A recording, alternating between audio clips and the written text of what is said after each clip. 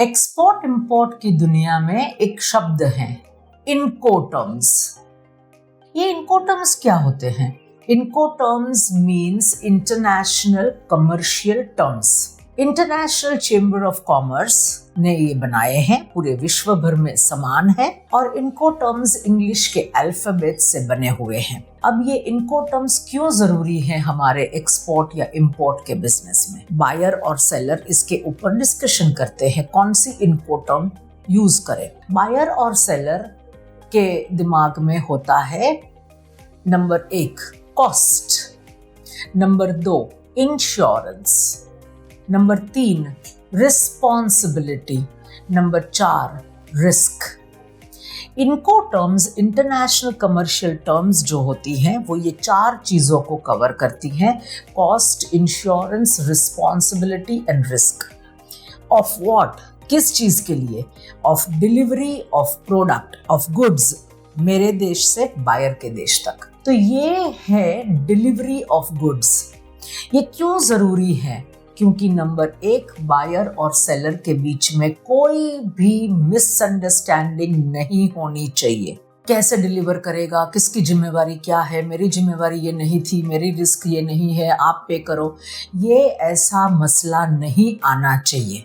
It should be a smooth delivery. दूसरा जो point है ये है कि freight forwarder, custom house agent, freight forwarder, shipping line, सबको पता होना चाहिए आपके देश में और सामने वाले देश में कहाँ तक का पेमेंट हो चुका है, कहाँ से उनको पेमेंट करना है, कहाँ तक की रिस्पॉन्सिबिलिटी सेलर की थी यानी एक्सपोर्टर की थी, कहाँ से उनकी रिस्पॉन्सिबिलिटी आती है और उनकी रिस्पॉन्सिबिलिटी में क्या क्या आता है, दैट इज द बायर। तो ये चीजें आपको बहुत आसानी से आपका सारा मसला खत्म कर देगी, सारी दुविधा खत्म कर देगी।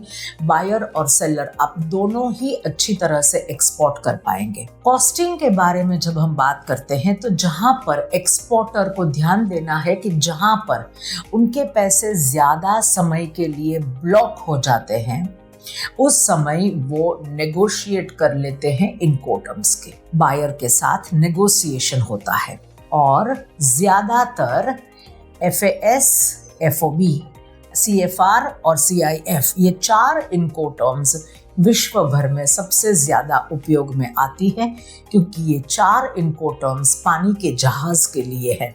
FAS, FOB, CFR और CIF।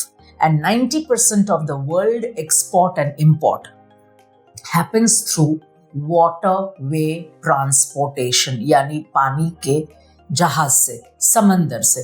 तो ये 4 इनकोटर्म्स सबसे उपयोग में आती है। Thank you very much.